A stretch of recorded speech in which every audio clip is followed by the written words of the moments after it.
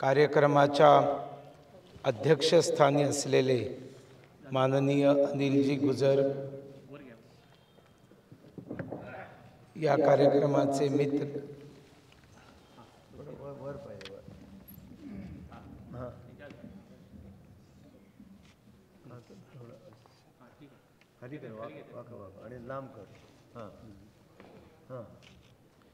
या कार्यक्रमाचे निमंत्रक आणि माझे मित्र, ज्यांनी माझा खूप मोठा परिचय करून दिला आणि तसं वेगळ्या अर्थाने वापरला जातो, पण पराचा कावळा करणं म्हणतात तो वेगळ्या पद्धतीने म्हणतात, पण खरोखर एक चिमणी आहे तिचा परिचय गरुडासारखा करून देणं हे आमच्या मित्र विनोद भाईंची विशेषता आहे आणि त्याच्यामुळे सगळ्यांना कसं जोडून ठेवायचं, कसं गोड बोलायचं आणि सगळ्यांना म्हणजे एक तिळातिळासारख्या पसरलेल्या समाजातल्या ज्येष्ठ नागरिकांना जो जोडून ठेवणारा जो गूळ आहे तो आपले डॉक्टर विनोद शाह आहेत. माझं म्हणणं पडत असेल तर टाळ्या तर तालिया तो बनती है ना. असंख्य अरे आल्यात का? वा वा वा, मीनाताई नाही, इकडनंच माझा प्रणाम. वा, काय ॲक्च्युली या कार्यक्रमामध्ये सगळे लाईट ऑन असले पाहिजेत, कारण अंधार तेव्हा करायचा असतो ज्या वेळेला मंचावर सांस्कृतिक कार्यक्रम असतात, ज्या वेळेला सभा असते त्यावेळेला वक्त्याला श्रोत्यांच्या चेहऱ्यावरचे भाव हे कळले पाहिजे. म्हणजे ते कंटाळलेले आहेत हे लक्षात आल्यावरती कसं आहे, आम्हाला विषय हळूहळू गुंडाळता येतो. पण जर ते कळलंच नाही तर आम्ही आपले बोलत जाऊ आणि मग तुम्ही सहन करत जाल. मी तसा परिचयात नाही सांगितलं, मी MSc B.Ed आहे आणि मी एक हे आहे काय शिक्षक आहे, शाळेमध्ये शिकवलेलं आहे आणि त्याच्यामुळे तेव्हापासून मला एक वाईट खोड लागलेली आहे. ती म्हणजे जोपर्यंत बेल वाजत नाही मी माझं भाषण थांबवत नाही. आणि विनोद भाई म्हणाले की फुल टाईम घ्या, तुम्हाला जितकं बोलायचं आहे तितकं बोला. तर त्यांना माहिती नाही माझे वेगवेगळे किस्से. म्हणजे पूर्वांचलावरती जी माझी भाषणं व्हायची नॉर्थ ईस्टवरती, तर ती भाषणं इतकी मोठी व्हायची कारण समस्याही गंभीर होती, सगळ्या गोष्टी सांगाव्या असं मला वाटायचं. तर ती भाषणं खूप चालायची, 2-2 अडीच तास, त्याहूनही कधी कधी जास्त. आणि मग समोर बसलेले लोक, त्यापैकी काही लोक असे घड्याळ दाखवायला सुरुवात करायचे मला इशाऱ्यांनी, असं असं, म्हणजे आता वेळ वाढत चाललेला आहे, आता गप्प बस, थांबव. राजकारणामध्ये काय होतं, सगळ्याच नेत्यांना बोलायचं असतं आणि माईक हातात आल्यावर कोणालाच तो सोडायचा नसतो. आणि मग त्याच्यामुळे नेता बोलायला लागला आणि लांबायला लागला की मग पाठीमागनं राजकारणात नुसते लोक टांग खेचतात असं तुम्ही ऐकलेलं आहे, पण ते कुडता देखील खेचतात. म्हणजे भाषण करताना हळूच पाठीमागनं असं असं असं असं की आता पुरे झालं म्हणून. पण इथे कोणीही राजकारणी नाही, इथे सगळे सज्जन बसलेले आहेत आणि त्याच्यामुळे माझ्या कोणी कुडता खेचून तू आता गप्प हो सांगणारही कोणी नाही. एका कार्यक्रमामध्ये तर पुण्याच्या पाठीमागे बसलेल्या एका सज्जनानी मला कॅलेंडर दाखवलं, बघा आता दिवस बदलायला लागला, आता तरी गप्प व्हा म्हणून. आणि तो कार्यक्रम पुण्यातला होता, कारण this can happen only in Pune. आणि हे तर ठीक आहे, पण मोदी आल्यानंतर गेली 10 वर्ष बघा, दहशतवादाचे दिवस पूर्ण संपलेले आहेत. बॉम्ब ब्लास्ट, कुठे आपण चाललो होतो आणि अचानक बॉम्ब फुटला, सगळं बंद झालेलं आहे. पण त्या पूर्वीची घटना, मी एकदा भाषण करत असताना, असंच भाषण थोडं लांबलं असताना, समोर बसलेल्या एका माणसाने रिव्हॉल्वर बाहेर काढला. मी म्हटलं अरे बापरे, काय झालं बाबा? मी थांबतो, तू पिस्तूल कशाला काढलंस? तो म्हणतो की नाही हो, तुम्ही बोला, हे मी तुमच्यासाठी आणलेलं नाहीये, तुम्हाला जितकं बोलायचं तितकं बोला. तुम्ही इकडनं गेल्यानंतर तुम्हाला भाषणासाठी ज्यांनी बोलवलेलं आहे त्याच्यासाठी हे रिव्हॉल्वर मी आणलेलं आहे. आणि त्याच्यामुळे मला इथे विनोदभाईंनी बोलवलेलं असलं, त्यांची सुरक्षा ही माझी जबाबदारी. और तुम जियो हजारों साल के दिन हो 50,000 हे गाणं अनेकांना ज्यांना आपण म्हणू शकतो, त्यापैकी आपले विनोदभाई आणि मीनाताई असं एक शंकर पार्वतीचं जोडपं आहे. आणि त्याच्यामुळे त्यांच्याप्रती आदर आहे. आणि आपण सगळे ज्येष्ठ आहात, आपल्या सगळ्यांप्रती आदर आहे. आपल्या सगळ्यांना माझं मनापासून साष्टांग दंडवत आहे. ते प्रत्यक्ष जरी नाही करू शकलो तरी ते मनापासून आहे. आज वर्ष प्रतिपदा आहे, म्हणजे गुढीपाडवा आपण म्हणतो. तर गुढीपाडव्याची अनेक वैशिष्ट्ये आहेत, ती सगळी वैशिष्ट्ये मी नाही सांगत इथे. पण आजच्याच दिवशी प्रभू रामचंद्र हे अयोध्येला परतले. त्यांचा वनवास संपला, रावणाचा वध केला. रावणाचा वध केल्यानंतर लक्ष्मणाने रामाला म्हटलं की रामा, आता परत जायची गरज काय आहे, इथेच राहू. आता तू लंकेचा स्वामी झालेला आहेस.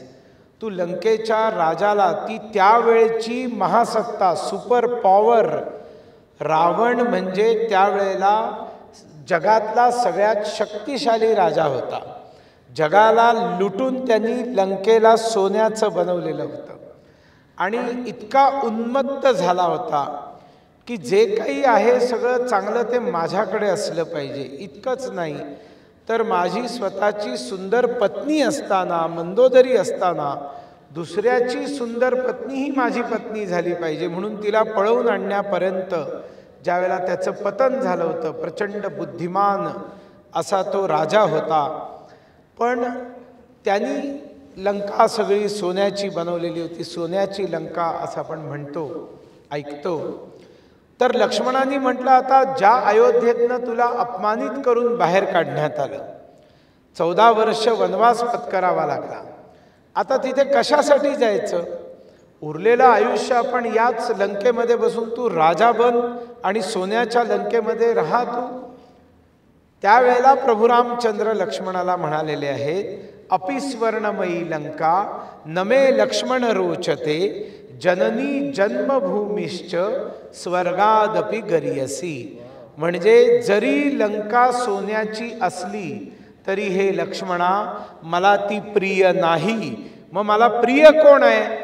तर मला माझी आई आणि मातृभूमी, जननी जन्मभूमिश्च, मला माझी आई आणि माझी मातृभूमी ही स्वर्गापेक्षा देखील जास्त प्रिय आहे.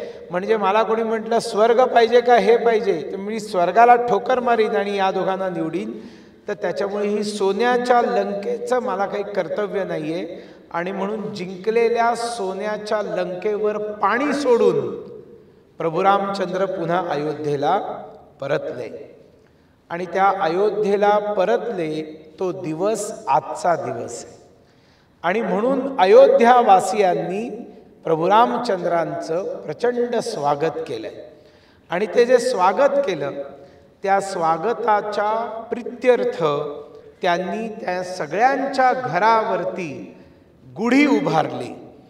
आणि त्याच्यामुळे ही जी गुढी आपण उभारतो त्याचं वैज्ञानिक महत्त्व तर आहेच, पण ती आठवण त्या दिवसाची देखील आहे की आई वडिलांना दिलेल्या वचनाचं पालन करून आपल्या पत्नीला सलामत पूर्णपणे तिची सुरक्षा करून तिला रावणाच्या जोखडातनं मुक्त करून उद्दाम उन्मत्त अशा रावणाचा वध करून परत आल्यानंतर रामाचं स्वागत केलं गेलं. तो आजचा दिवस भारतामध्ये किती राज्यांमध्ये गुढी उभारली जाते मला माहीत नाही, पण अयोध्येच्या त्या दिवसाला जी स्वागताची पद्धती अयोध्यावासियांनी आपलीशी केली होती, ती पद्धती आज महाराष्ट्र माझा जो आहे त्या दिवशी आपण गुढी उभारतो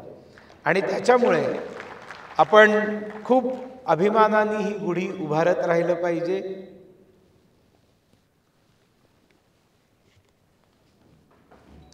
आणि वर्षाचा हिंदू नवीन वर्षाचा पहिला दिवस हा आपण साजरा केला पाहिजे.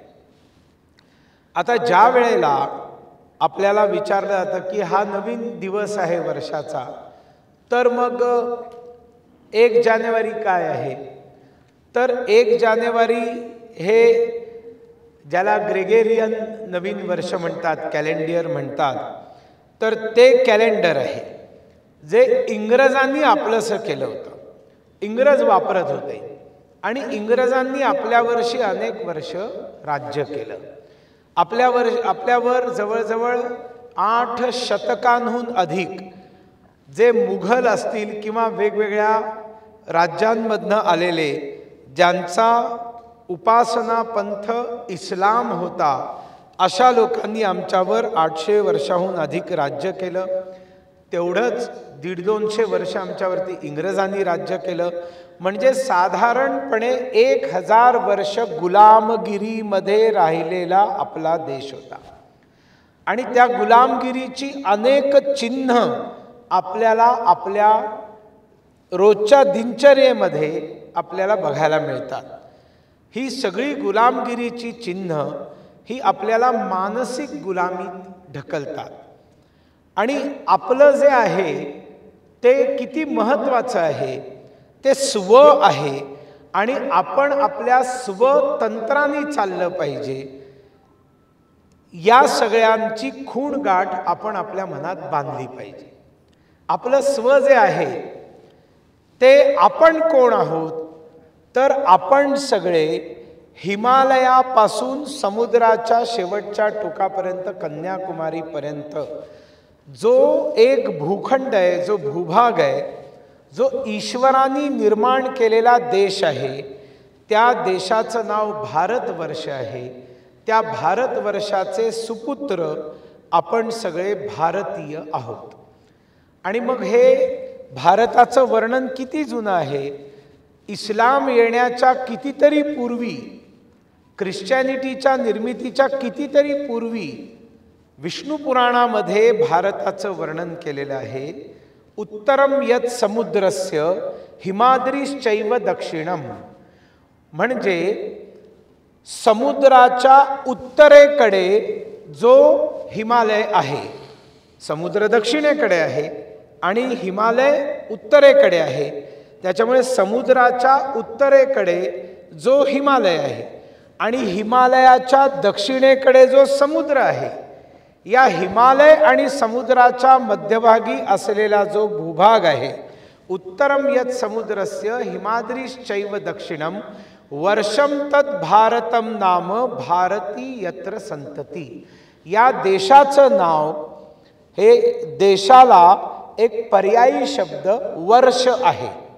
भारतवर्ष आपण म्हणतो ना, आणि म्हणून वर्षम तत् भारतम नाम, त्याचं नाव भारत आहे आणि त्याच्या संततीचं नाव भारती आहे.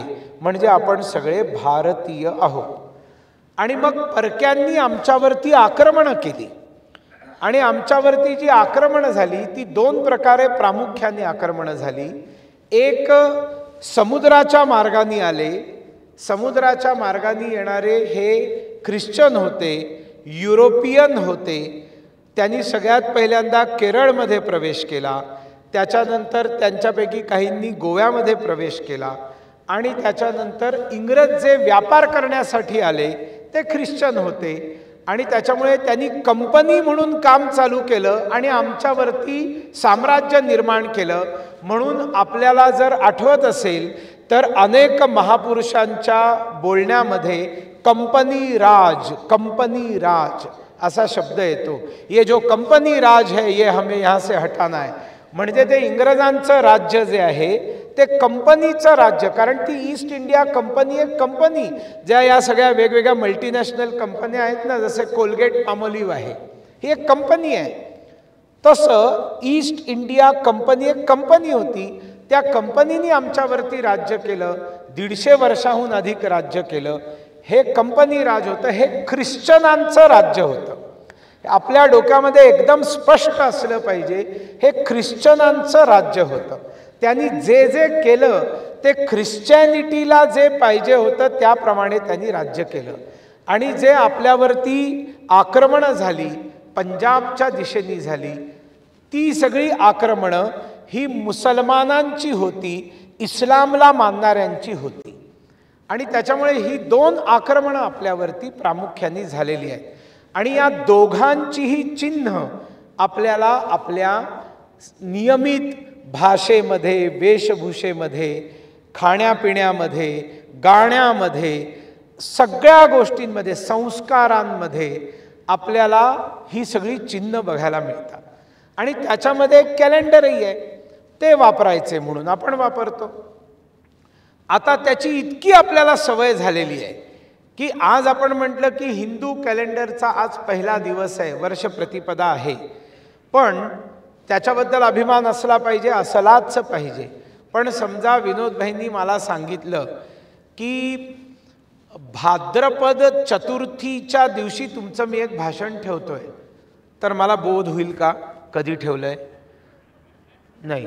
भाद्रपदाची कृष्ण पक्षाची चतुर्थी माझं भाषण तुम्ही ठेवलं, बापरे, म्हणजे मला ते काढावं लागेल. कॅलेंडर आणि पंचांग ज्याच्यात एकाच ठिकाणी आहे ते बघून मग मी म्हणेन अच्छा, म्हणजे 16 ऑगस्टला तुम्ही माझं भाषण ठेवलंय.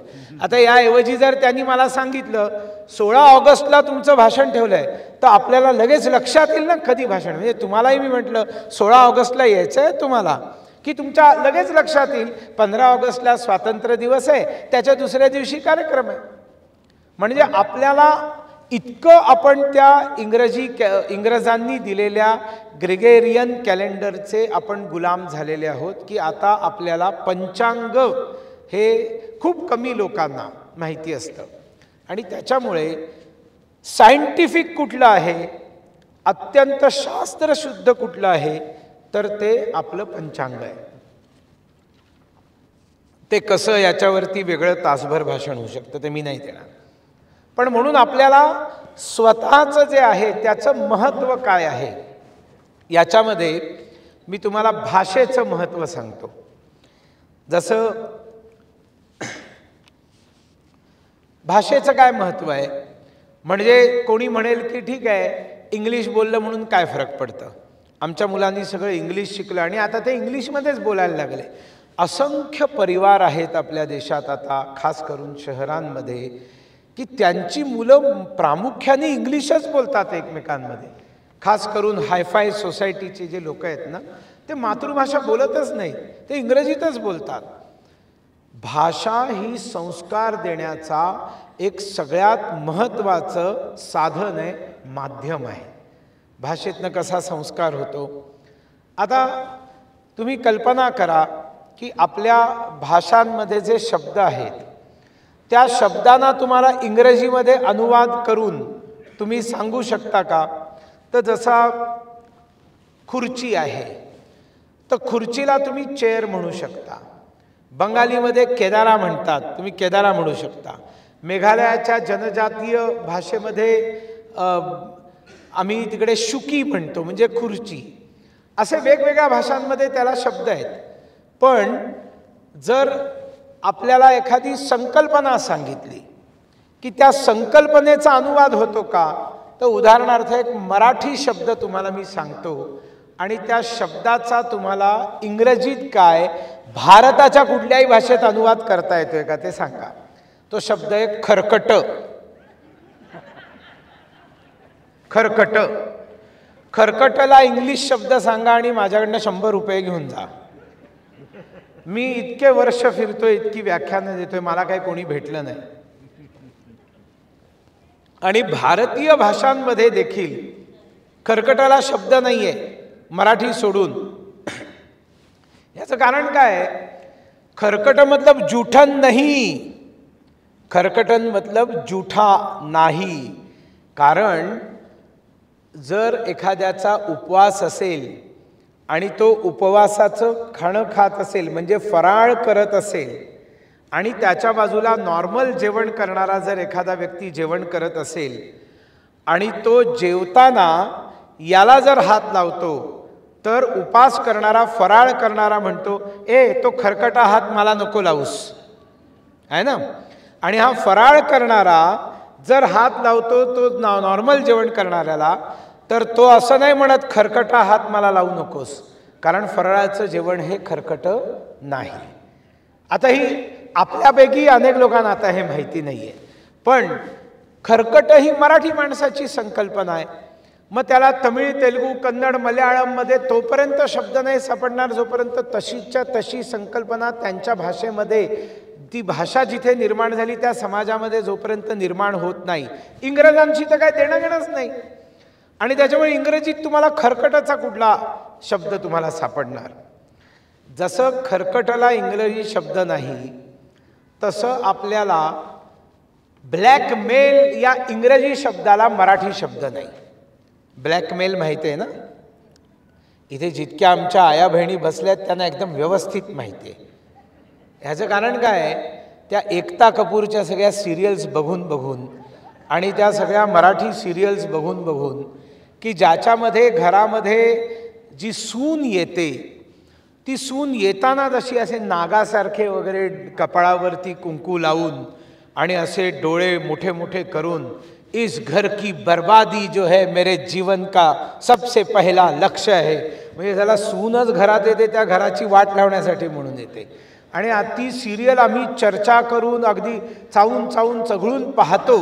आणि नुसती ती पाहतो असं नाही तर संध्याकाळी ज्यावेळेला फिरण्यासाठी पार्कमध्ये एकत्र येऊन मग फिरून झाल्यावर बेंचवर बसतो तर आज त्या सिरियलमध्ये काय झालं होतं आणि उद्या काय होण्याची शक्यता आहे याच्यावर अर्धा पाऊण तास घालवतो. खरं बोललो की नाही मी. त्या सिरियलमध्ये आम्ही इतके वेडे झालेले असतो आणि त्याच्यात हेच सगळं चालतं, ब्लॅकमेल करायचं. आता ब्लॅकमेल करायचं याला जर तुम्हाला एखाद्याला मराठी शब्द तुम्ही नुसता अनुवाद केलात ब्लॅकमेल म्हणजे काय होईल, काळं टपाल. काळं टपाल. आता मी काळं टपाल म्हटल्यावर तुम्हाला काय कळणार आहे, काली डाक. हिंदी में मैंने अगर कहा क्या समझ में आएगा आपके, नाही लक्षात येणार. मग तुम्हाला ब्लॅकमेलची सगळी प्रक्रिया समजावून सांगावी लागेल.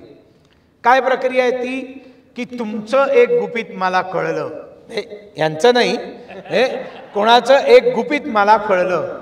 आता ते गुपित जर मी जगाला सांगायचं नसेल, तुमची इज्जत माझ्या हातात आहे आणि मग ती जर तुम्हाला वाचवायची असेल तर मी सांगितलेल्या या 4 गोष्टी तुम्ही करा. मला अमुक द्या, तमुक द्या, हे करा, ते करा. आणि जर तुम्ही ते नाही केलं तर मी जगाला जाऊन सगळं बोंबलून बोंबलून सांगीन, बोभाटा करीन, बवाल करीन. या प्रक्रियेला ब्लॅकमेल असे म्हणतात. बरोबर आहे? जरा जोरात सांगा, बरोबर आहे ना. हेच ते ब्लॅकमेल करणं ना. ब्लॅकमेल नावाचे 2 चित्रपटही येऊन गेलेत. आता हे ब्लॅकमेल करणं याला मराठी भाषेमध्ये शब्द का नाही, याचं कारण आमच्या पूर्वजांनी आम्हाला कधी असं करायला शिकवलंच नाही. आमच्याकडे ही संकल्पनाच नाही. मग आमच्याकडे जर संकल्पनाच नसेल तर शब्द कुठनं येणार. मग त्याप्रमाणे आणखीन एक इंग्रजांकडनं आलेला शब्द आहे एप्रिल फूल. आता एप्रिल फूल ला समजा तुम्ही मराठीत म्हटलं एप्रिल मूर्ख तर काय त्याला अर्थ आहे, काही नाही. त्यांच्याकडे आहे एप्रिल फूल करायचं म्हणजे काय, 1 एप्रिलला जितकं मूर्ख बनवायचंय दुसऱ्याला तितकं बनवा, जितकं खोटं बोलायचंय तितकं फसवायचंय तितकं फसवा, तुम्हाला 1 दिवस माफ आहे. आणि मग फसवून मग काय म्हणायचं, अरे मैंने तो तुमको एप्रिल फूल किया था.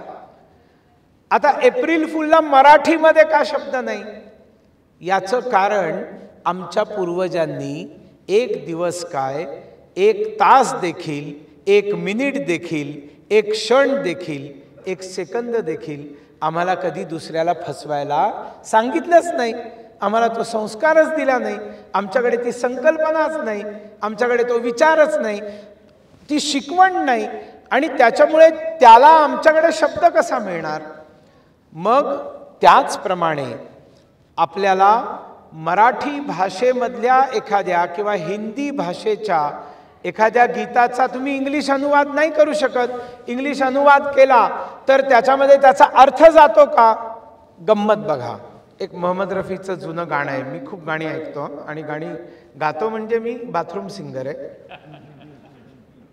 अंघोळ करताना गातो, गणपती अथर्व शीर्ष म्हणतो आणि गाणी म्हणतो. आता त्याच्यामध्ये जुनं एक मोहम्मद रफीचं गाणं आहे, राधिके तूने बंसरी चुराई, बंसरी चुराई क्या तेरे मन भाई, काहे को रार मचाई. खूप चांगलं गाणं आहे. तर एकदा अमेरिकेचे राष्ट्राध्यक्ष आले होते, खूप जुनी गोष्ट आहे, आणि त्यांच्याबरोबर असे चहा पीत सगळे बसले होते. त्यात एक इंग्रजी आणि हिंदीचे असे चांगले जाणते प्राध्यापक बसले होते आणि त्यांनी सांगितलं की हमारे यहाँ मोहम्मद रफ़ी बहुत अच्छा गायक था और उसका ये गाना है ना बहुत फैंटास्टिक है, राधिके तूने बंसरी चुलाई. त्यांनी गुणगुणून दाखवलं. ते अमेरिकन राष्ट्राध्यक्ष म्हणतात, what does it mean, translate into English. तर ते म्हणाले, yes Radha you have stolen my flute. म्हणून कृष्ण म्हणतो, म्हणलं व्हॉट इज दॅट. तर ते सांगतात की राधा नावाच्या एका मुलीनी कृष्णा नावाच्या एका मुलाची बासरी चोरली, and that is why Krishna sings Radha you have stolen my flute. तर अमेरिकन राष्ट्राध्यक्ष म्हणतो, if at all Krishna's flute is stolen by Radha, then why Radha is singing, why Krishna is singing song, he should rather go to police station and report. आता तुम्ही इंग्लिशमध्ये अनुवाद केलात तर राधा कृष्णाच्या लीला करणार आहेत का त्याच्यामध्ये? भावार्थाचा अनुवाद होणार आहे का त्याच्यामध्ये? बिलकुल नाही होणार. म्हणून आपल्या भाषेचं महत्त्व आहे आणि आपण आपली भाषा सोडून, स्वभाषा सोडून परक्यांची भाषा स्वीकारल्यावर कशा गडबडी होतात. म्हणजे आता समजा मी आणि विनोद भाई आम्ही दोघं जण बसलेले आहोत, बोलतो आहोत, आणि आमचे माय होम इंडियाचे अभय थिटे आहेत, तर त्यांच्याबद्दल बोलतो की अभयजी किती चांगले आहेत वगैरे, आमचं बोलणं चाललेलं आहे.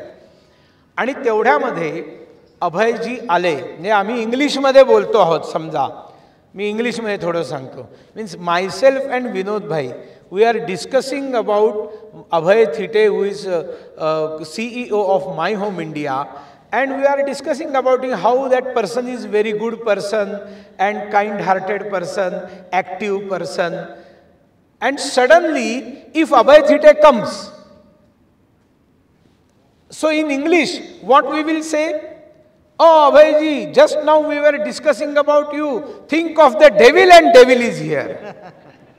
म्हणजे आता आम्ही काय बोलत होतो की अभय किती चांगला माणूस आहे, तो किती चांगलं काम करतो, तो कसा मिलनसार आहे, कष्टाळू आहे, आणि तेवढ्यात तो आला तर त्याला काय म्हणतो, अरे अभय तुझ्याच बद्दल बोलतो, राक्षसाचा विचार केला आणि येऊन पोचला, झाला एका मिनिटात चांगला माणूस राक्षस झाला. आता हे इंग्लिशचा संस्कार आहे. याच ठिकाणी समजा मी मराठीत बोलत असू आणि आम्ही दोघं जण मराठीत म्हणतोय की अभय कसा चांगला माणूस आहे वगैरे, आणि अचानक अभय आला तर आम्ही मराठीत काय बोलू, अरे अभय 100वर 5 वर्ष आहेत, 100 वर्ष आयुष्य आहे, तुझ्याबद्दलच आम्ही बोलत होतो. फरक आहे की नाही? इंग्लिशमध्ये म्हणणार think of the devil and devil is here, त्याच प्रसंगामध्ये मराठीमध्ये म्हणणार 100 वर्ष आयुष्य आहे तुला. एकीकडे पॉझिटिव्ह थिंकिंग आहे, एकीकडे निगेटिव्ह थिंकिंग आहे. आणि त्याच्यामुळे आपल्याला, आणि हे तमिळमध्ये, तेलुगूमध्ये, कन्नडमध्ये, मल्याळीमध्ये, बंगालीमध्ये, उडियामध्ये, पंजाबीमध्ये, गुजरातीमध्ये, झारखंडच्या संथाली भाषेमध्ये, किंवा आपल्या नॉर्थ ईस्टमधल्या नागा, मिझो, खासी सगळ्या भाषांमध्ये मी पाहिलं. अशा प्रसंगामध्ये त्यांच्या भाषेत बोलताना ते म्हणतात 100 वर्ष आयुष्य आहे. म्हणजे उत्तरम यत् समुद्रस्य हिमाद्रीश्चैव दक्षिणम, या भूगोलामध्ये, या भूभागात असलेल्या सगळ्या लोकांच्या भाषा वेगळ्या जरी असल्या तरी त्यांच्या संकल्पना सारख्याच आहेत, संस्कार सारखेच आहेत. आणि तिकडे तो संस्कार नाहीये. मग तिकडे पतिव्रता शब्दाला इंग्लिश शब्द कसा हो सापडेल? पतिव्रता. आता पतिव्रता शब्द म्हटल्यावर इथे बरेच समाजवादी आणि साम्यवादी बोंबाबोंब करायला सुरुवात करतील. ठीक आहे, चांगली गोष्ट आहे, त्यांना त्यांचं आयुष्य सगळं नुसतं बोंबाबोंब करण्यामध्येच जाणार आहे. त्या अमेरिकेचीच एक घटना आहे. एक हिंदू कुटुंब, त्यांच्या लग्नाला 25 वर्ष झाली आणि त्याच्यामुळे त्यांनी कार्यक्रम करायचा ठरवला, सगळ्यांना जेवायला बिवायला बोलवायचं आणि इंग्लिशमध्ये पत्रिका छापली, silver jubilee of wedding anniversary. Wedding anniversary silver jubilee, लग्नाला 25 वर्ष झाली. आणि सगळ्यांना पत्रिका वाटत असताना शेजारीण अमेरिकन होती, तिला पत्रिका दिली. तर ती म्हणाली, 25 वर्ष झाली तुझ्या लग्नाला, अजून डायव्होर्स नाही झाला तुझा? तर ती बाई म्हणते की तुझा झाला? म्हणजे 25 वर्षात 3 वेळा झाला म्हणाली. म्हटलं कशासाठी? ती म्हणाली, नाही, पहिलं लग्न जो केलं तो रात्रीच्या वेळेला तो खूप घोरायचा आणि मला झोप नाही लागायची, खूप उपचार करून बघितले, काही फरक नाही पडला आणि म्हणून मग मी त्याला सोडून दिलं म्हणाली. म्हणून मग दुसऱ्याला कशासाठी सोडलंस? ती म्हणाली, रात्री तो पंखा लावून झोपायचा आणि मला पंख्यानी झोप नाही यायची, मी पंखा बंद करून झोपायचे, तो रात्री उठायचा पंखा लावायचा, मी पुन्हा उठायचे पंखा बंद करायचे, तो पुन्हा रात्रभर हेच चालायचं, म्हणून त्याला सोडून दिलं. मग तिसऱ्याला कशाला सोडलं? तो दिवा लावून झोपायचा आणि मला दिव्यानी झोप यायची नाही. म्हणजे काय क्षुल्लक कारणांसाठी हे नवरे सोडणाऱ्या या बायका. अगं बया बया बया, ती घरी येते आणि आपल्या नवऱ्याला सांगते ती अशी आहे आणि त्यांच्यामध्ये काही पतिव्रता नाहीत बाबा, असं ती आपल्या नवऱ्याला म्हणते. पण तो नवरा हिंदू असतो, त्याच्यामुळे त्याला सगळं जग, आपण चांगलं म्हणजे सगळं जग कसं चांगलं, असे अनेक लोक आहेत ना आपल्याकडे, आणि त्यांना असं वाटतं की नाही नाही नाही नाही, त्यांच्यातही खूप पतिव्रता असतील वगैरे, असं तो म्हणाला. वाद तिथेच संपला, एकदम डायव्होर्सपर्यंत नाही गेला. आणि त्याच्यानंतर 2 दिवसांनी ते गाडीने चालले होते तर एक स्मशानापाशी एक महिला त्यांच्या ओळखीची होती दुसरी, आणि तिचा नवरा गेल्याचं त्यांना माहिती होतं आदल्याच दिवशी. तर ती नवराच्या कबरीपाशी बसून त्या कबरीला अशी वारा घालत बसली होती. तर तो जो पुरुष होता तो म्हणाला आपल्या बायकोला, बघ बघ बघ, मी म्हटलं ना अमेरिकनांमध्ये ही पतिव्रता आहेत, बघ, नवरा गेला तर त्याच्या कबरीला हवा घालते, इतकं प्रेम होतं. तर त्या बाईला इतकी खात्री असते की हे शक्य नाही. ती म्हणते, थांबा जरा, मी विचारून येते. आणि म्हणून ती बाई उतरते आणि तिकडे जाते आणि विचारते, काय गं, एवढं प्रेम होतं का तुझं नवऱ्यावर की मेला तरी कबरीमध्ये तू त्याला वारा घालतेस? ती म्हणाली, कसलं आलंय प्रेम, आमच्याकडे नियम आहे, नवरा मेल्यानंतर त्याची कबर जोपर्यंत ओली असते तोपर्यंत दुसरं लग्न करायला परवानगी नसते, ती लवकर लवकर वाळावी म्हणून मी. पण आता त्यांची संस्कृती, त्यांची भाषा, त्यांची वेशभूषा हे सगळं आपण अंगीकारल्यामुळे आपल्या समाजामध्ये तरुण तरुणींमध्ये डायव्होर्सची संख्या प्रचंड वाढली आहे की नाही ते सांगा, बोला, होय का नाही? आता आपण देखील पतिव्रता, किंवा नुसतं पतिव्रता का, पत्नीव्रता, पती पण असला पाहिजे ना. आमच्या देशामध्ये दोघांना समान सन्मान दिलेला आहे. हिंदू धर्माच्या जन्माबरोबरच जोपर्यंत अर्धनारेश्वराच्या खांद्याला खांदा लावून अर्धांगिनी बसत नाही, हिंदू धर्माची कुठलीही पूजा संपूर्ण होत नाही. 50% रिझर्वेशन आमच्या देशात महिलांना दिलेलं आहे हिंदू धर्माने, 50% रिझर्वेशन. आणि ते सगळं रिझर्वेशन नाकारलं होतं आम्हाला. महिलांनी मोदींना धन्यवाद दिले पाहिजे. 33% लोकसभेमध्ये रिझर्वेशन तुम्हाला दिलं. 2029ची जी लोकसभा होईल त्या लोकसभेचा आकारही मोठा केला की त्याच्यामध्ये 800हून जादा खासदार बसतील आणि त्या 800हून जास्त खासदारांमध्ये 250 महिला जातील. 250 महिला. हे सगळं महिला रिझर्वेशन बिल सारखं यायचं आणि पडून जायचं, सारखं यायचं आणि कोसळायचं, कारण कोणाची इच्छाच नव्हती ते करण्याचं. पण त्यांनी हे करून दाखवलं, कारण महिलेचा हा सन्मान आहे. आणि महिलेचा सन्मान आमच्या भारतामध्ये कसा आहे?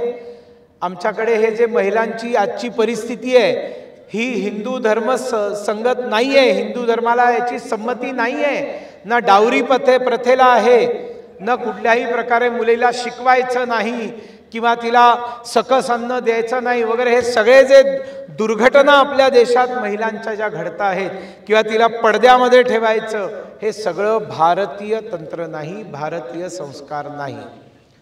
हजारो वर्षांपूर्वी आमच्या देशामध्ये फक्त देवींचीच पूजा व्हायची, देवांची पूजा होत नव्हती, फक्त देवींची पूजा. म्हणजे देव कसा असावा ही ज्या वेळेला कल्पना आमच्या पूर्वजांनी केली, त्यावेळेला त्यांच्या डोळ्यासमोर सगळ्यांच्या त्यांची आई उभी राहिली. देव असा असावा.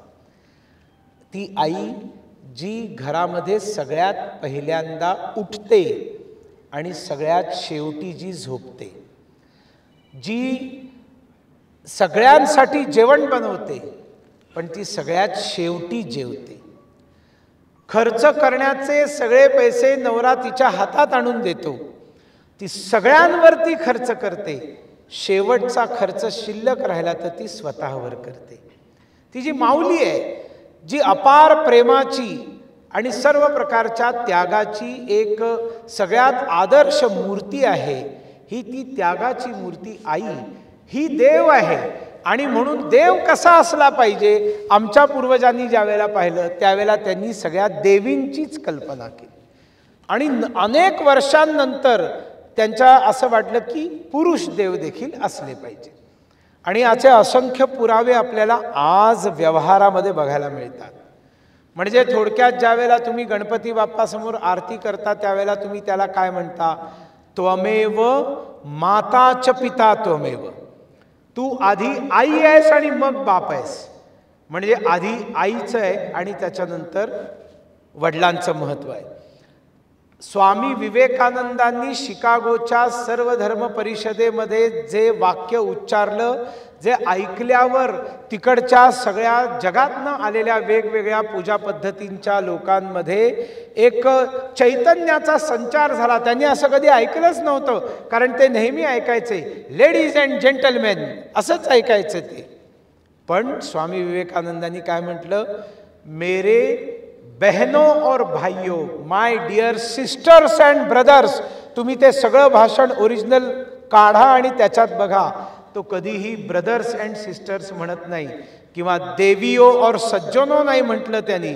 अमिताभ बच्चनला कोणीतरी सांगितलं पाहिजे, त्या कौन बनेगा करोडपतीमध्ये ते म्हणतात देवियो और सज्जनो बने रहो, एक छोटे से ब्रेक के बाद मैं वापस आ रहा हूं. हा देश देवियो और सज्जनोंचा तर आहेच, पण आधी बहनों और भाइयोंचा आहे. बहने आधी आहेत, भाई नंतर आहेत. आणि हे ज्या वेळेला आपण पाहतो मुलांची नावं ठेवण्याची वेळ येते, त्यावेळेला आपण मुलांची नावं काय ठेवतो, काही निवडक नावं जरा बघा. मुलांची नावं असतात राधा कृष्ण, मुलाचं नाव आहे ना. आधी कोण आहे, राधा आहे मग कृष्ण आहे. सीताराम, आधी सीता आहे मग राम आहे. राम सीता नावाचा मुलगा आहे का कोणी? कृष्ण राधा नावाचा कोणी मुलगा आहे का? नाही. सीताराम म्हणजे सीता आधी राम नंतर. महिलेचं महत्त्व भारतामध्ये जगात सगळ्यात पहिल्यांदा आणि सगळ्यात जास्त आहे. आणि म्हणून कम्युनिस्टांनी आम्हाला इथे महिलांची स्वतंत्रता, महिलांचं स्वातंत्र्य, महिलांचं लिबरेशन वगैरे हे सगळे फालतू गोष्टी सांगण्याची गरज नाही. सीताराम येचुरीला तरी निदान हे कळायला पाहिजे होतं की त्याच्या स्वतःच्या नावामध्ये सीता आधी आहे, राम नंतर आहे. त्यांना अजूनपर्यंत नाही कळलं. एवढंच जर नफरत है इतनी अगर हिंदुत्व के साथ, तो सीताराम जी जाइए ना कोर्ट में जाकर एफिडेविट कर दीजिए और खुद का नाम लेनिन स्टॅलिन येचुरी कर दीजिए, हम ऑब्जेक्शन नहीं लेने वाले. सीताराम आहे आमच्या. जानकी वल्लभ आहे, लक्ष्मी नारायण आहे. आमच्या इथे पहिल्यांदा महिला आहे, नंतर पुरुष आहे. इतकंच नाही तर आमच्या देशामध्ये महिलेच्या नावानी पुरुषाला ओळखलं जातं, पतीला पत्नीच्या नावाने ओळखलं जातं.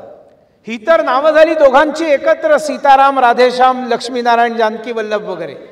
पण आपल्याकडे पुरुषांची नावं काय असतात, पत्नीच्या पती म्हणून ओळखल्या जातात.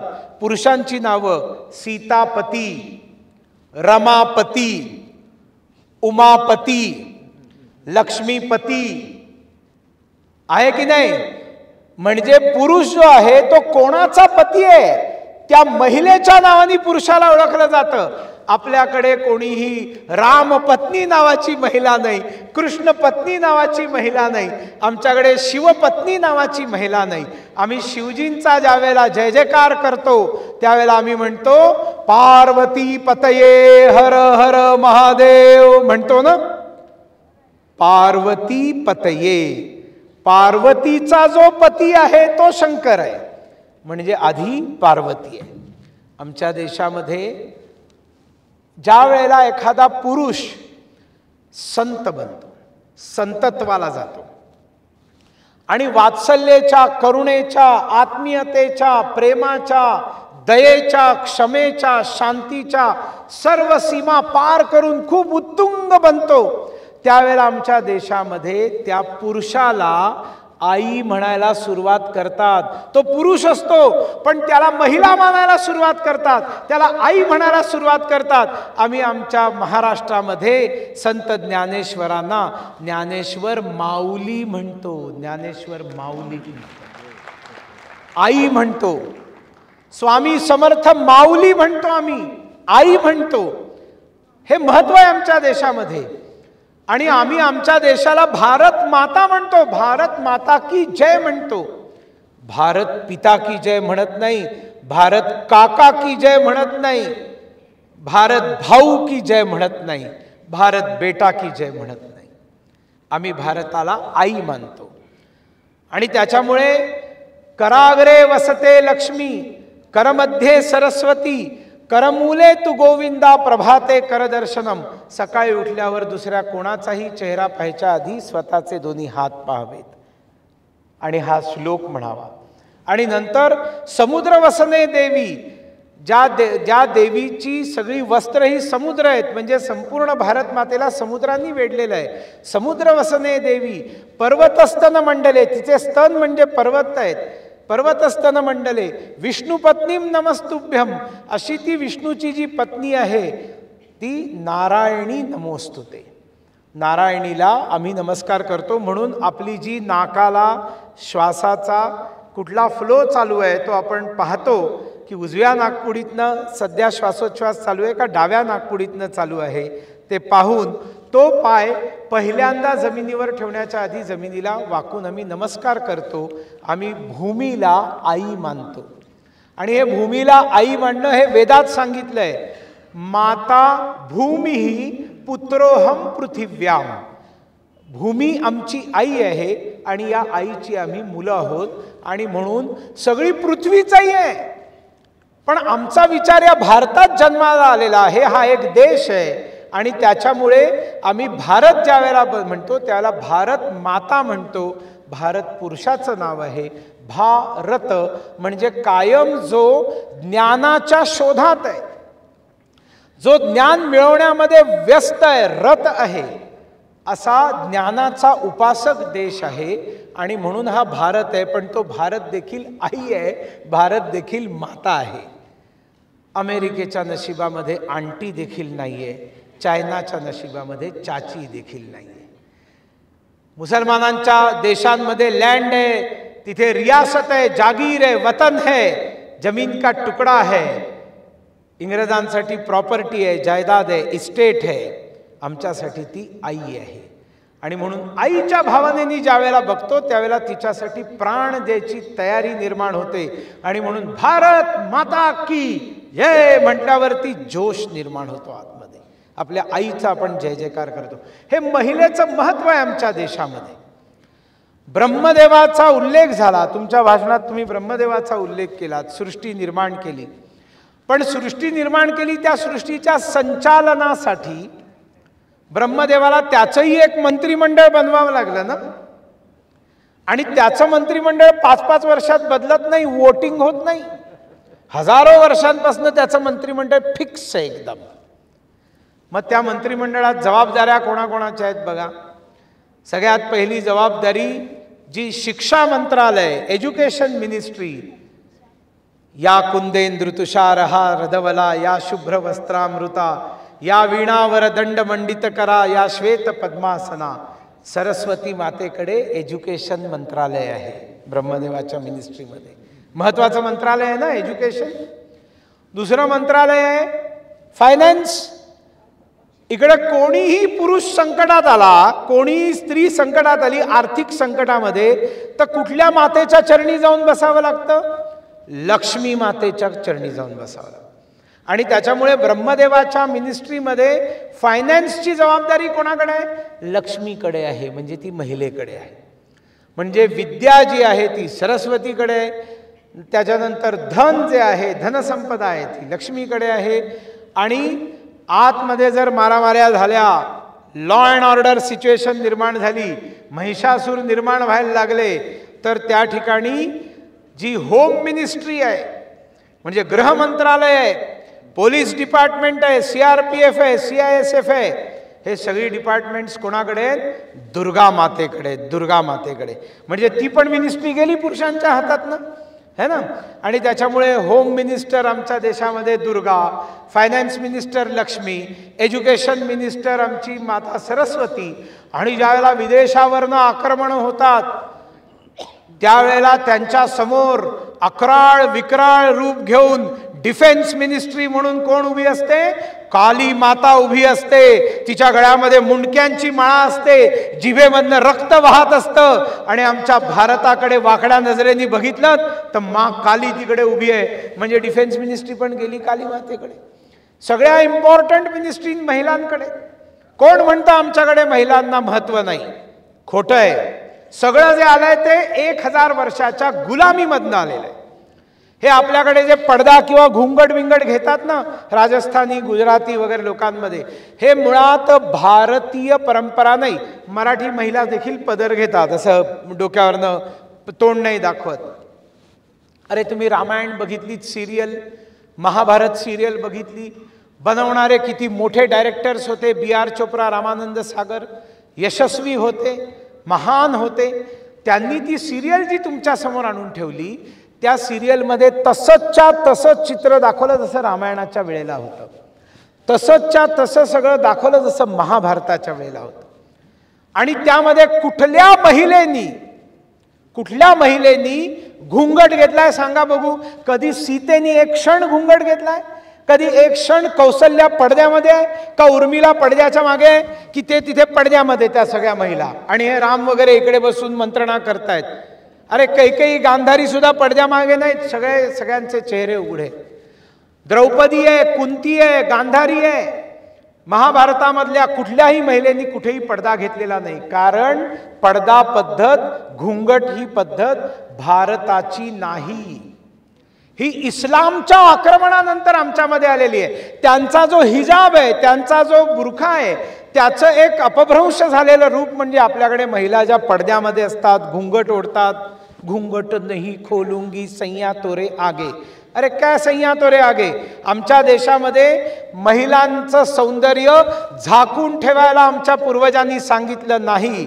सांगितलं जर काही असेल तर पुरुषांना संयमात राहायला शिकवलं, संयमात राहायला शिकवलं.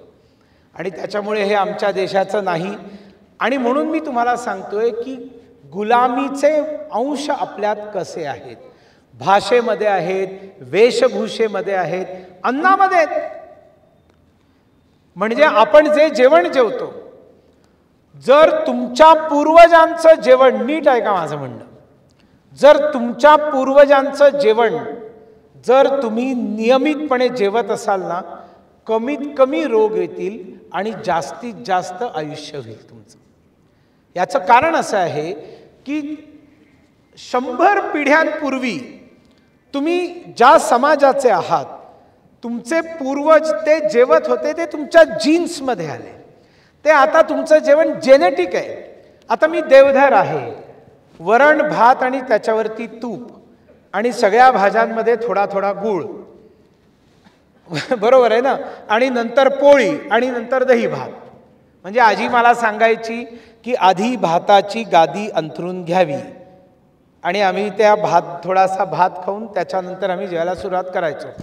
आता हे जेवण जर सोडून अगदी मी बंगाल्यांचं जरी जेवण जेवायला सुरुवात केली तरी देखील माझ्या सगळ्या सिस्टीममध्ये गडबड व्हायला सुरुवात होईल. कारण माझं ते जेनेटिक अन्न नाही आहे. मी गोड्या तेलाचं खात आलेलो आहे, ते सरसोच्या तेलाचं खात. सरसोचं तेल हानिकारक आहे का? बिलकुल नाही.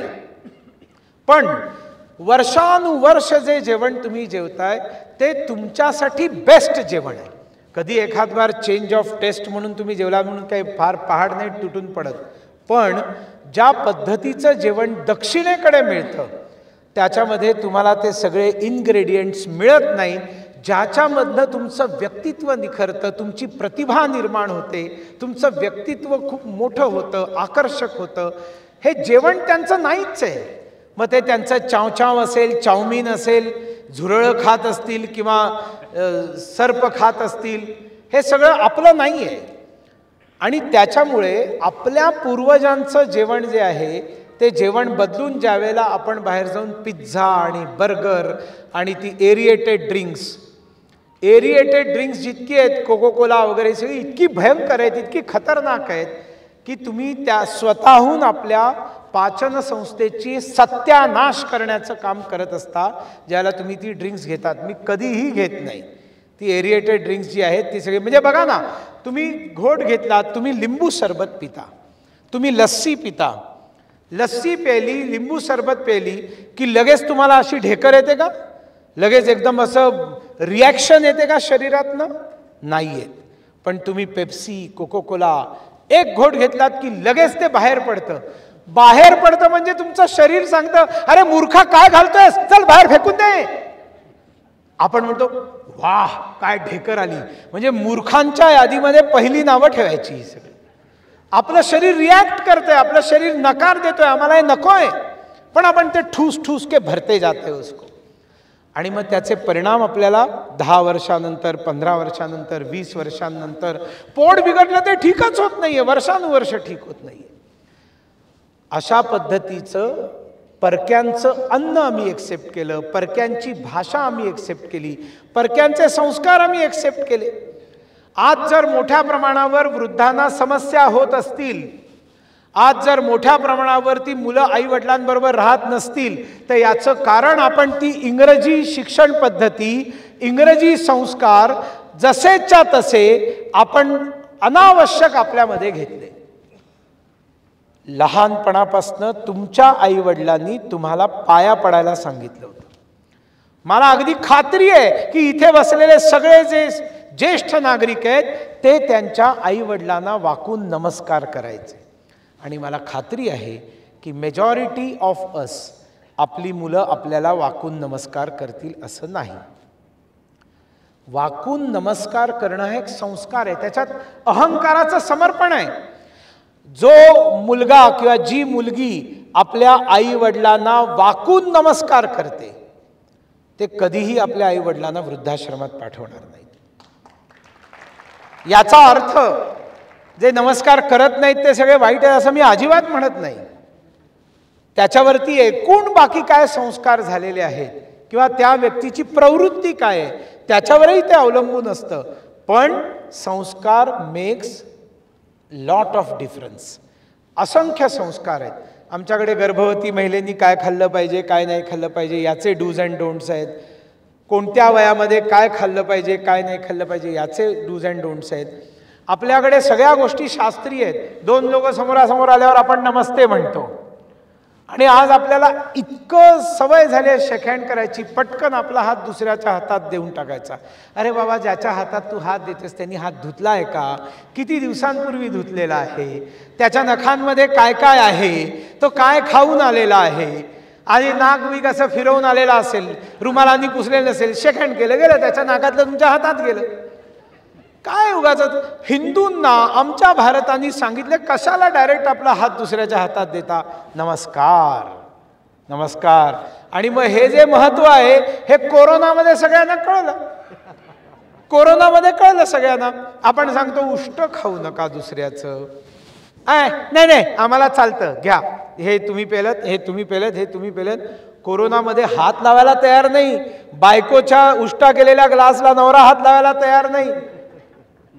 कोरोनानी शिकवलं ना काय महत्व होतं ते.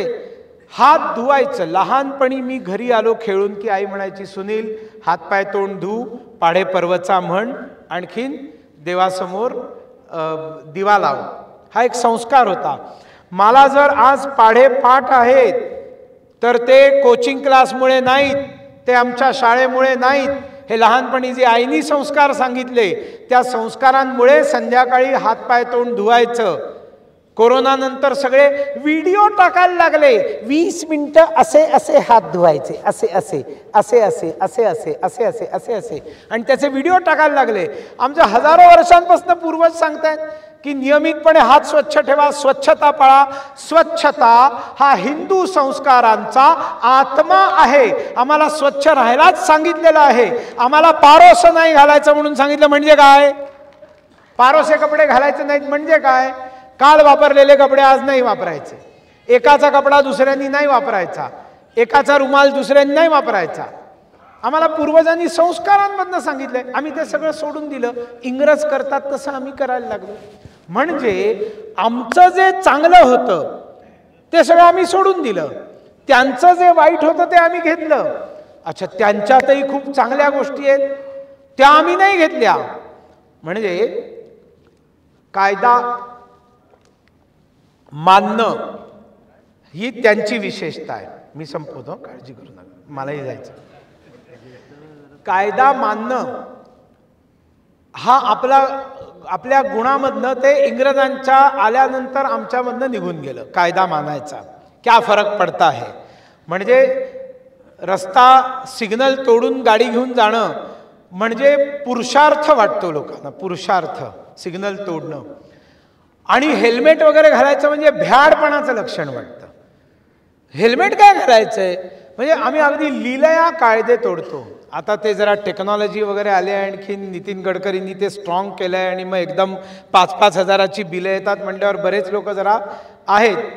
पण आपल्या इंग्लंडची एक घटना सांगतो, रिसेंट घटना.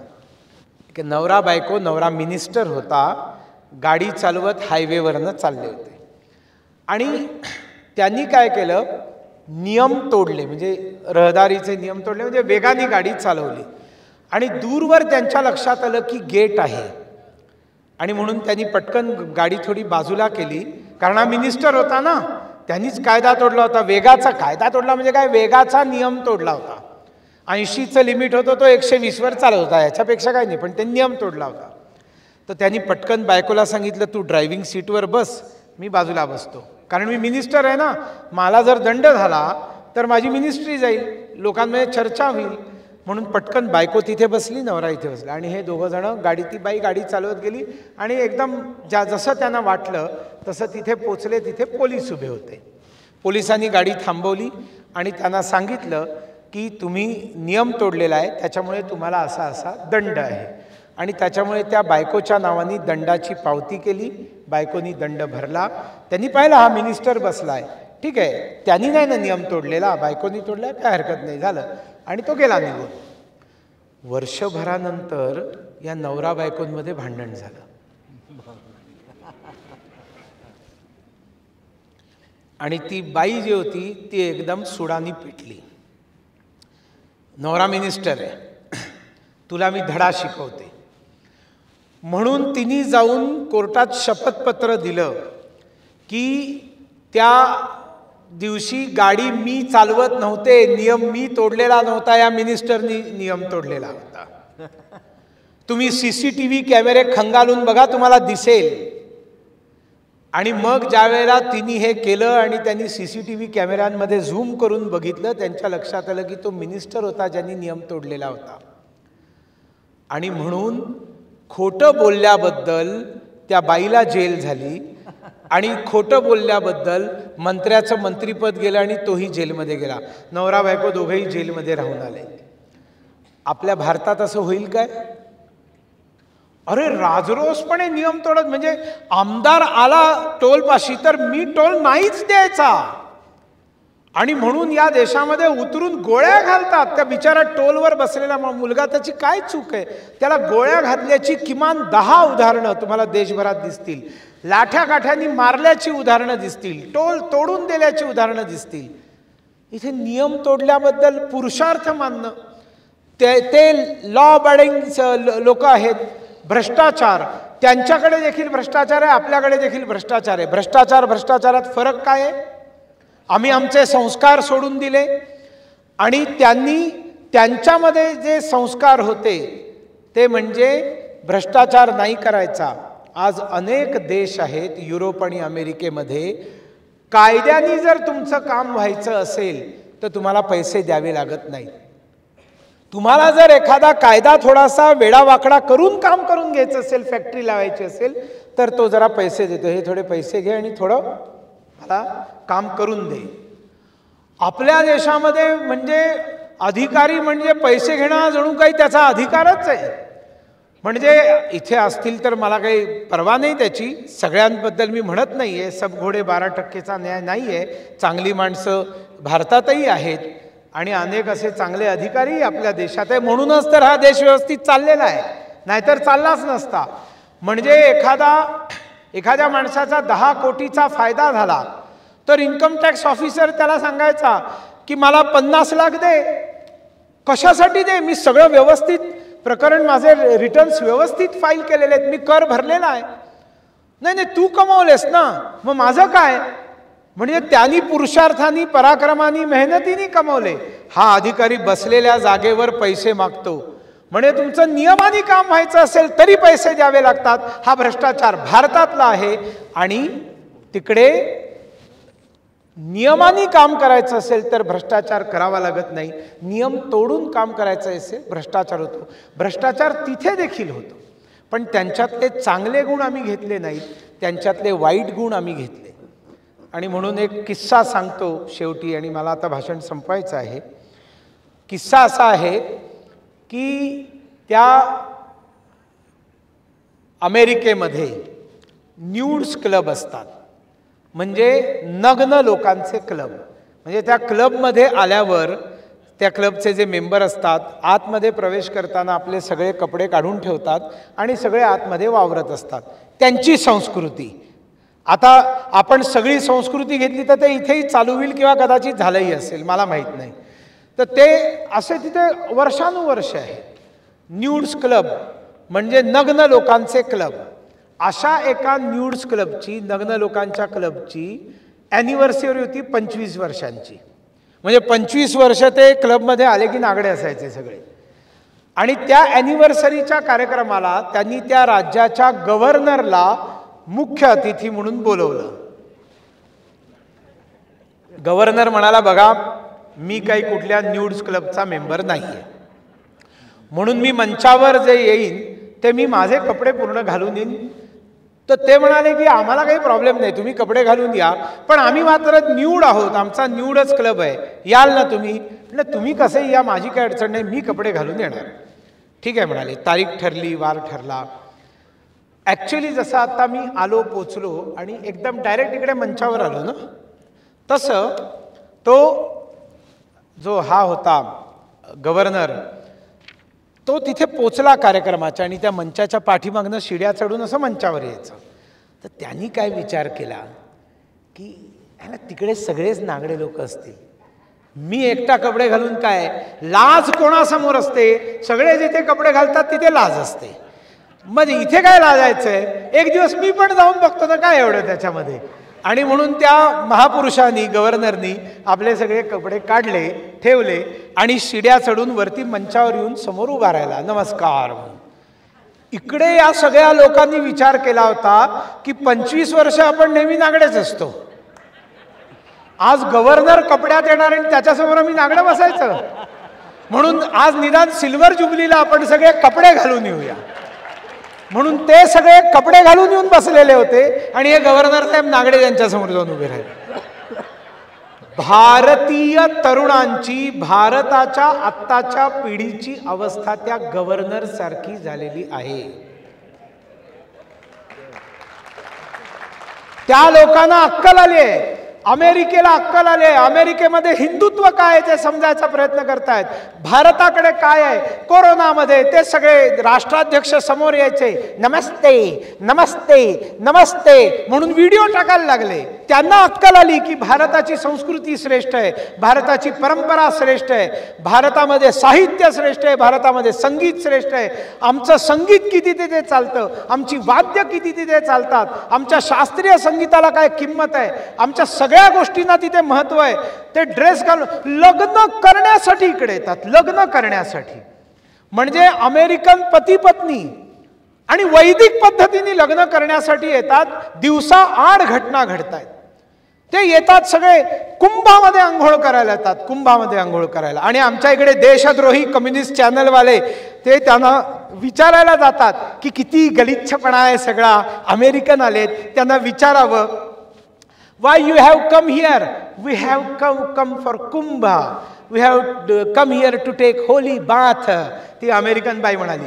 आणि ही NDTVची पत्रकार त्याला विचारते, see how unhygienic situation is here, what do you think about this all dirty things in Kumbh.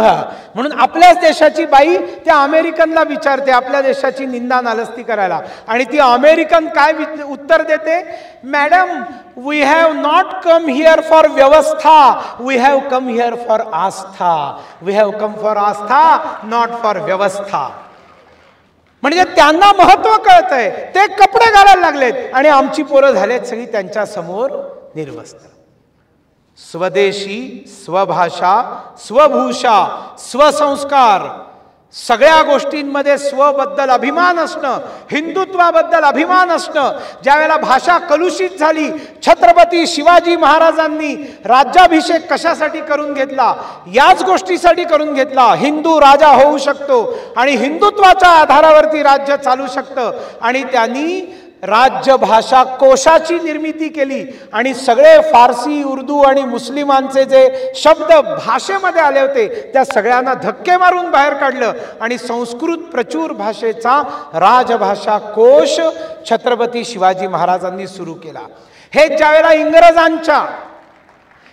इंग्रजांच्या प्रभावाने आमचे सगळे शब्द इंग्लिश व्हायला लागले. स्वातंत्र्यवीर सावरकरांनी सगळ्या इंग्रजी शब्दांना भारतीय भाषामध्ये, संस्कृत भाषेत शब्द दिले. भालजी पेंढारकरांबरोबर पिक्चर बघायला बसले सावरकर आणि सगळ्या नावांमध्ये डायरेक्टर, म्युझिक डायरेक्टर, एडिटर यायला लागलं.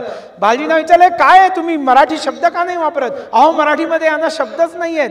घ्या मी देतो. दिग्दर्शक, संगीतकार, निर्माता, नेपथ्य सगळे शब्द सावरकरांनी दिलेत. सगळे शब्द. आज तुम्ही महापौर म्हणता, शब्द सावरकरांनी दिलाय. नगरसेवक म्हणता, निगम पार्षद म्हणतात, सावरकरांनी दिलेले शब्द आहेत. आपल्या भाषेत आपला संस्कार होतो, आपल्या भाषेत आपण घडत असतो. म्हणजे पु ल देशपांडे म्हणतात गमतीशीर की आपल्या सगळ्या शरीरामधल्या ज्या नसा आहेत, नसा ज्याच्यामुळे संवेदना असते, त्याला आपण मराठीमध्ये म्हणताना मज्जा संस्था म्हणतो ना, मज्जा संस्था. आणि इंग्लिशमध्ये म्हणतो नर्वस सिस्टीम. म्हणजे मराठीमध्ये, हिंदीमध्ये मज्जा आहे, मज्जा. ते नर्वस आहेत. गोष्ट एकच आहे, गंमत आहे, पु ल देशपांडे, पण आपल्याला मेसेज मिळतो. आणि म्हणून आज वर्ष प्रतिपदा का साजरी केली पाहिजे? कारण स्वदेशी, स्वभाषा, स्वभूषा, स्वसंस्कार आपल्या जीवनामध्ये ठायी ठायी आपल्या आणले पाहिजेत. आणि त्याच्यासाठी आपण काटेकोरपणे मराठी बोलताना शुद्ध मराठी बोलावं. इंग्रजीबद्दल काही भांडण नाही. उत्तम इंग्रजी बोलता आलं पाहिजे आपल्या पोरांना. इंटरनॅशनल मार्केटमध्ये, आंतरराष्ट्रीय बाजारपेठेत त्यांना चारी मुंड्या चित करण्याइतकं उत्तम इंग्लिश आलं पाहिजे. पण मराठी बोलताना मराठीच आलं पाहिजे. आणि अनेक गोष्टी मला सांगायच्या होत्या. पुन्हा कधी तुम्ही बोलवलं तर मी सांगीन. या भाषणाचं एक्सटेन्शन मी नंतर करीन. पण आपल्याला आपला देश अशाच व्यक्तीच्या हातामध्ये द्यायचा आहे जो स्वदेशी, स्वभाषा, स्वभूषा याचं महत्त्व समजतो आणि त्या दृष्टीने देशाला चालवतो. म्हणजे टाळ्या तुम्ही का वाजवताय ते माझ्या लक्षात आलेलं आहे. आचारसंहितेमुळे आपण असं अगदी स्पष्ट म्हणू नाही शकत, आहे की नाही? पण दिल में सबके क्या है हम जानते हैं. पण माझं एक आव्हान आहे, प्रत्येकाने मतदान केलंच पाहिजे. मतदान केलंच पाहिजे. देवाच्या पूजे इतका महत्त्वाचं जर कर्मकांड काही असेल तर ते मतदान आहे. आणि म्हणून आज मी या ठिकाणी उपस्थित सर्व माझ्या वडीलधाऱ्या नागरिकांना, आई वडिलांना, ज्येष्ठांना मनापासून विनंती करतो की आपण मतदान करा. कोणाला मत द्यायचंय ते तुम्ही द्या, माझं काही म्हणणं नाही.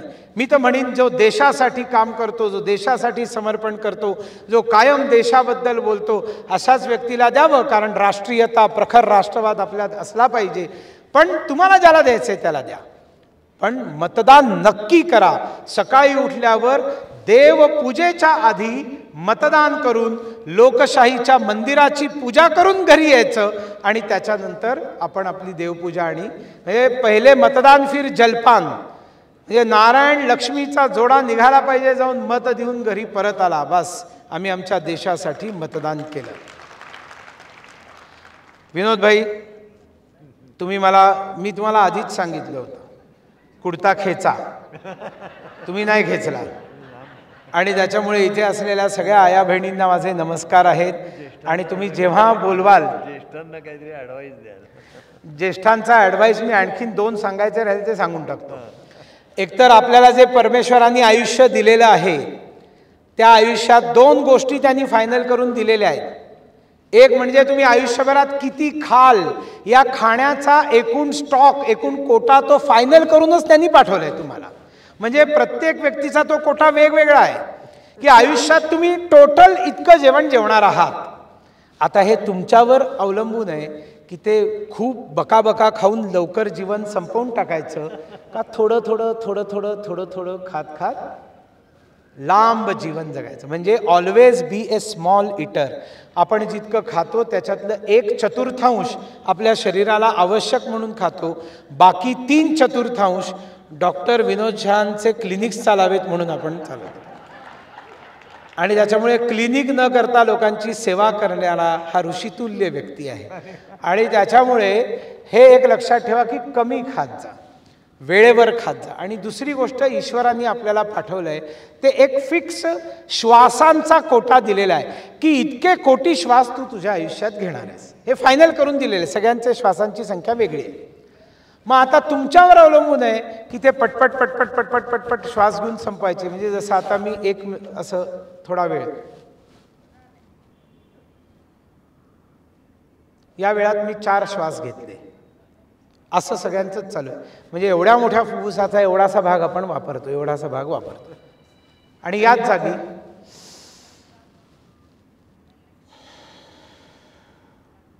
म्हणजे मी सगळं फुफ्फुस वापरतो, रक्तशुद्धीकरण वेगाने होतं. आणि मग असा लांब श्वास घेतला की ती एकूण श्वासांची संख्या पूर्ण होईपर्यंत तुम्ही जगणार. आमचे ऋषीमुनी 200-200 वर्ष जगायचे. हे खोटं नाहीये, हे खरं आहे. आणि म्हणून श्वासाचा एक्झरसाइज म्हणजे प्राणायाम. आणि म्हणून तो प्राणायाम आपण करा. त्यासाठी दीर्घ श्वसनासाठी काही बंधन नाही, कधीही करा. आठवलं की मोठा श्वास घ्यायला सुरुवात करायची, आठवलं की मोठा श्वास घ्यायला सुरुवात करायची. जेवलेले असाल किंवा जेवलेले नसाल, आत्ता जेवलेले आहात तरी तुम्ही दीर्घ श्वास घेऊ शकता, काही अडचण नाही. बाकी ते कपालभाती वगैरे त्याला डूज अँड डोंट्स आहेत, ह्याला काही डूज अँड डोंट्स नाही. आणि म्हणून योग करा. ते योगा योगा योगा पुन्हा ते इंग्लिशसारखं होतं. योग करा आणि निरोग राहा. आणि आपलं जीवन समाजासाठी अर्पण करा. समाजासाठी काही ना काहीतरी काम करा. जे जनसेवा फाउंडेशन अनेक गरीब मुलांची सेवा करण्याचं, अनेक ज्येष्ठांची सेवा करण्याचं काम करतं. म्हणून या सर्व इथे समोर बसलेल्या ज्येष्ठ नागरिक संघाच्या प्रमुखांना मी मनापासून शुभेच्छा देतो. हिंदू नवीन वर्षाच्या, गुढीपाडव्याच्या तुम्हा सगळ्यांना शुभेच्छा देतो आणि माझ्या वाणीला विराम देतो.